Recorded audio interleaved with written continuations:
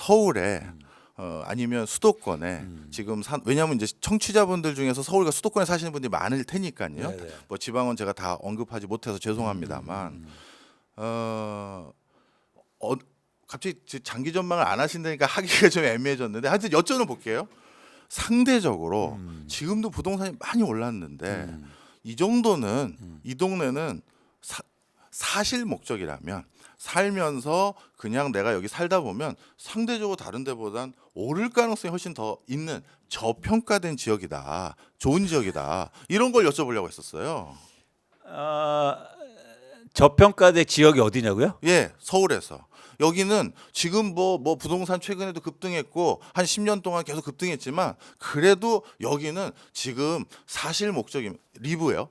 사실 목적이면 야 여기 들어가 사시다 보면 언젠가 또 오릅니다. 이런 거를 오늘 좀 찾아드리려고 했던 거거든요. 저는 대한민국에서 특히 서울에서 가장 저평가된 지역이 있어요. 어디예요? 너무 싼. 어디? 저는 땅을 기준으로 보거든요. 예. 북촌이요. 북촌. 왜요? 거기가 왜 저는 저평가됐죠? 우리나라 한옥이 가장 싸 보입니다. 왜냐하면 평당 가격으로 하면 거기가 5천만 원이 채 안 되거든요. 서울의 네. 요지인데. 네. 그러니까 그 얘기는 뭐냐면 예를 들어서 한옥을 이용하기도 힘들고, 그러니까 개발하기도 힘들고, 막 거기 관광객도 많으니까 사실 그런 사이 있는데 저는 시간이 가면 갈수록 그런데 가치가 올라갈 거다. 싱가포르로 가보면 네. 막 고층 빌딩들이 많잖아요. 네. 그럼 중간 중간에 노란 낮은 아주 허름한 집들이 많아요. 네. 그게 대한민국의 한옥 같은 싱가포르 집들이에요. 근데 싱가포르에서 가장 비싼 땅입니다. 그런 집. 그러니까 돈 있는 사람들이 그런 집만 사요. 네, 땅을 네, 보세요. 네, 저는 대한민국이 서울에서 한옥이 그런 위치를 차지할 가능성이 굉장히 크다. 그래서 광화문 옆에 엄청 좋지 않습니까? 네, 네. 거기 이제 큰 제가 이런 얘기 안 드리거든요. 왜냐하면 네. 저는 시장을 분석하는 입장에서 어디 좋다 안 좋다 말 안 하는데 이제 질문하셨으니까. 그래서 거기 예를 들어서 이제는 광화문 쪽에 큰 공원도 생기잖아요. 네. 그래서 저는 그 한옥들이요 가장 싸 보여. 저평가돼 있다. 땅으로 보면. 땅으로. 네. 그런 땅이 없죠 서울에.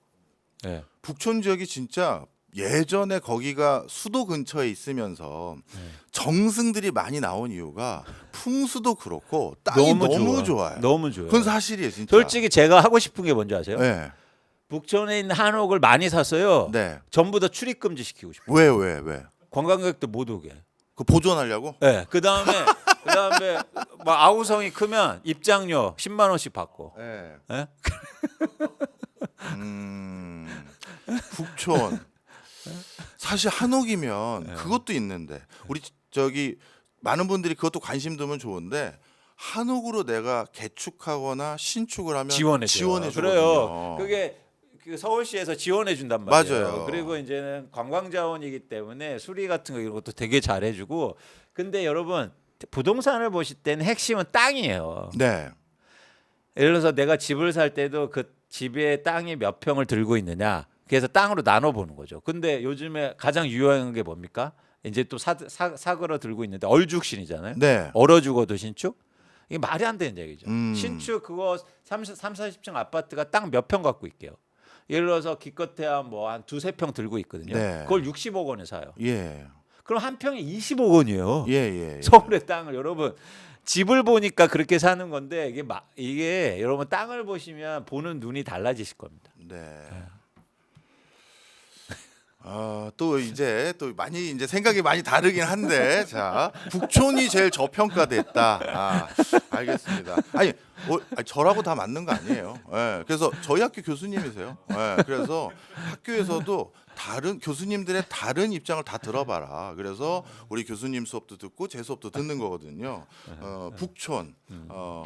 저는 개인적으로 제일 저평가된 것 중에 하나가 의외로. 네. 저는 서대문 쪽이에요. 서대문? 더 오를 것 같아요. 왜요?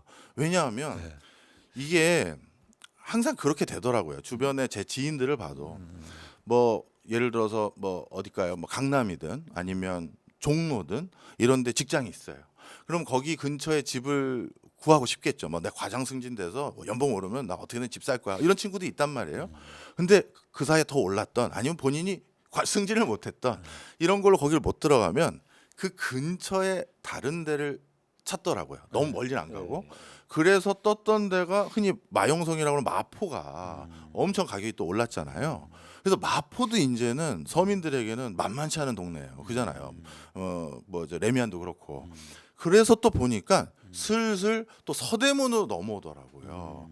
그래서 서대문 쪽도 지금 많이 오르긴 했어요. 아현이나 이런 데 많이 오르긴 했는데 슬슬 이게 옆으로 퍼져가는 거죠. 예. 그래서 저는 서대문 지역도 괜찮고 노량진은 재개발 때문에 이미 투기판이 됐더라고요. 그래서 거기는 이제 뭐 사고 싶어도 살 수가 없는 상황이 됐고 누구 손님이 오셨나 보네. 예. 예. 뭐 배달 시키셨어요? 예, 되게 당황하시네. 예.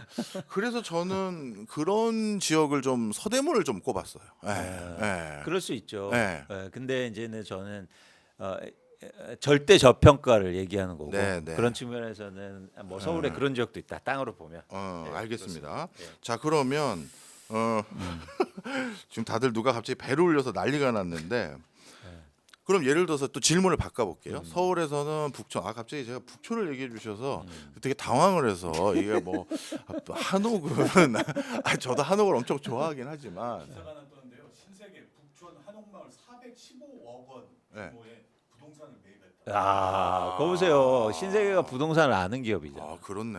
예, 제 말을 들었나? 알겠습니다. 예. 진짜. 자 그다음에 또 한 가지 여쭤볼게요. 만약에 이제 시계열을 돌려서요, 우리 그 이광수 대표님 사회 초년생으로 돌아갔어요.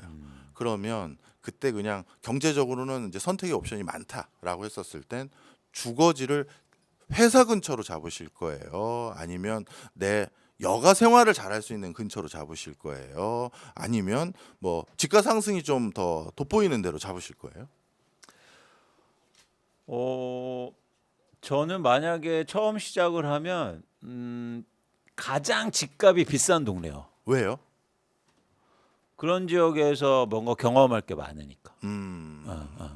그래서 만약 그게 뭐 제가 선택할 수 있다면 네. 그런 지역에서 출발해 볼 거예요. 그러면 예전에 그 사회생활 처음 하셨을 때 그때는 제일 비싼 동네가 어디였어요? 당연히 강남이죠. 강남 쪽이었어요. 예, 근데 흥미롭게도 강남이 집값이 엄청 빠졌을 때거든요. 네. 빠지들 때거든요. 몇 년? 2008년. 2008년. 예, 그러니까 뭐냐면 그런 데서도 그러니까 어쨌든 절대 가격은 높으니까. 네. 그런 데 가서 출발했었으면 예를 들어서 완전 달랐습니다. 예.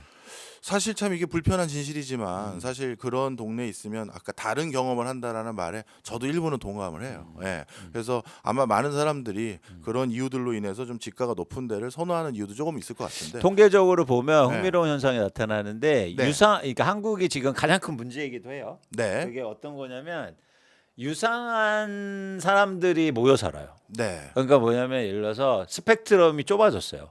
예전 같으면 우리가 초등학교 다닐 때는 네.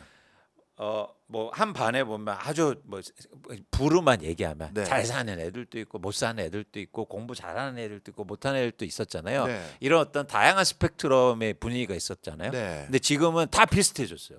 그렇죠. 네, 그러면서 스펙트럼이 좁아졌으니까 오히려 이거를 역발상해서 예를 들어서 내가 그런데 나하고 안 맞을지 모르겠지만 오히려 그런 데 가보시면 그런 데에 살면 내가 좀 달라질 수 있는 거죠. 다른 경험을 한다. 그렇죠. 다른 네. 경험 차원에서.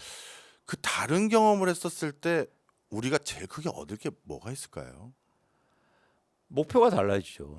삶의 목표가 그렇죠. 더 높아지는구나. 그러니까 더 높아진다는 게 좋다 나쁘다를 떠나서 네. 어쨌든 목표라는 건 뭐냐면 내가 본 거에서 목표를 만들게 되죠. 그건 그렇죠. 그렇죠. 내가 경험한 거. 예. 예를 들어서 미국에 가본 경험이 있는 애가 다음에 나 캐나다도 갈래요. 그렇죠. 아니면 다음에 남미도 갈래요 하지 처음부터 나 남미 갈래요 하는 애는 없잖아요. 네. 그러니까 우리가 제일 먼저 어디 갑니까? 그래서 일본 갔다가 네, 이러잖아요. 네. 그래서 저는 그 경험적 차원에서 목표가 좀 더 뭐랄까 잘 만들어지기 위해서는 그런 경험을 많이 해보는 게 중요하지 않을까 생각해 봅니다. 그렇군요. 저는 의외로 대전에 있는 대덕단지 근처에 살고 싶더라고요. 왜냐하면 거기에 한번 특강을 간 적이 있는데 되게 특이한 경험을 했어요. 저기 중학생들 이런 친구들한테 이제 제가 교과서 집필한 그것 때문에 이제 한번 특강을 갔었는데 대부분 물어보면 장래꿈이 뭐냐 그러면 과학자요 이렇게만 얘기하는 게 통상적인데 거긴 다르더라고요. 예를 들어서 뭐 고생물학자예요. 라든가 뭐 생화학자예요.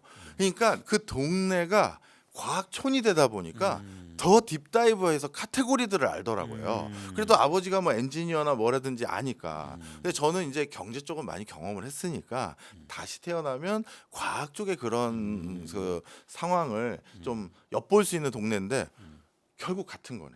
어디 사는지에 따라서 내가 접하게 되는 경험과 그 내용이 형질이 좀 달라지고 그렇죠. 그렇기 때문에 거주지가 또 조금 그런 거 선택할 때 중요하다. 네, 네. 네, 네. 알겠습니다. 이해했습니다.